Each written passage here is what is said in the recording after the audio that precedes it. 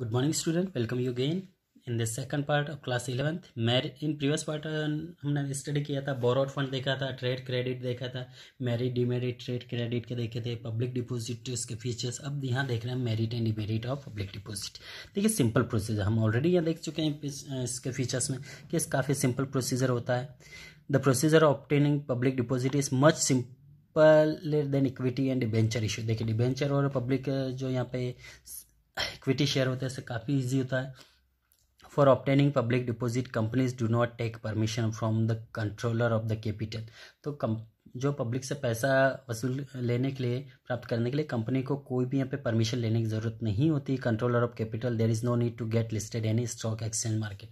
इनको कोई stock exchange market show करने का ज़रूरत नहीं होता है। नेक्स्ट आता है इकोनॉमिकल। देखिए इकोनॉमिकल हम देखें तो obtaining public deposit involve very less cost. इसमें काफ़ी कम कॉस्ट लगता है। Companies don't need to spend on prospectus and underwriter commission. देखिए यहाँ पे कंपनी को कोई ज़रूरत नहीं होती कोई प्रोस्पेक्टस लिखे या अंडरराइटर कमीशन लिखे।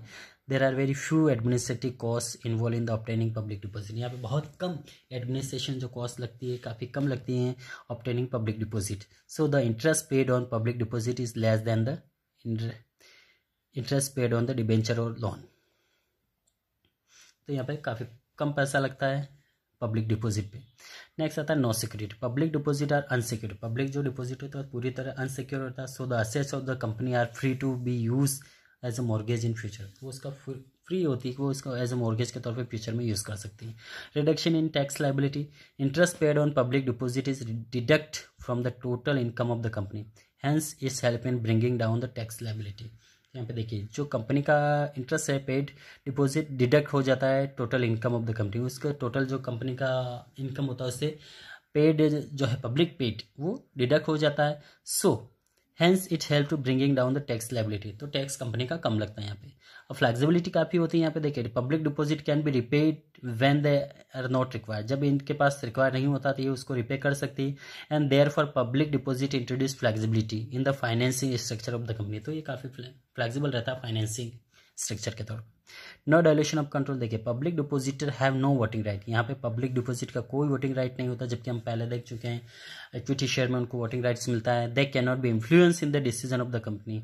There is no dilution of the shareholders. देखिए यहाँ पे तो शेयर होल्डर में कोई भी डायल्यूशन नहीं होगा, आपत्ति नहीं आएगी, क्योंकि यहाँ पे पब्लिक डिपॉजिट वालों को कोई राइट नहीं होता है। नेक्स्ट आता है यहाँ पे हाँ हो चुका। नेक्स्ट डीमेरिट देखेंगे हम यहाँ पे। डीमेरिट देखिए फायदे देखिए तो डीमेरिट भी होगा यहाँ पे। Limited amount. The amount of fund that can be raise by way of public deposit limited. काफ़ी लिमिटेड अमाउंट होता है कंपनी के पास पब्लिक का, कि कोई भी ज़्यादा पैसा नहीं लगाता, इसमें बड़ा फंड नहीं लगा। Because legal restriction public deposit can not exceed 25% of the share capital of the free बस। तो 25% से ज़्यादा वो शेयर एक्सीड नहीं कर सकते हैं, ठीक है। सो इसलिए ज़्यादा अमाउंट नहीं होता, लिमिटेड होता है। अनसर्टेनिटी होता है। Public deposit is uncertain unreliable source of finance. देखिए अनसर्टेन निश्चित नहीं होता, अनिश्चित होता है। और source of finance during depression. देखिए मंदी के दौरान पीरियड ऑफ डिपॉजिट में नॉट बी रिस्पॉन्ड। उस समय कोई रिस्पॉन्ड नहीं किया जाता डिपॉजिटर्स को। एंड ऑल्सो डिपॉजिट में भी withdraw when ever they financial position in the company is not stable. देखिए कभी कभी फाइनेंशियल कंपनी जो पोजीशन कंपनी का स्टेबल नहीं होता तो वो अपना पैसा वहाँ से उठा सकते हैं। अब नेक्स्ट आता है suitable for short term finance. देखिए ये जो पब्लिक डिपॉजिटर होता है वो शॉर्ट टर्म फाइनेंस के लिए सुटेबल होता है।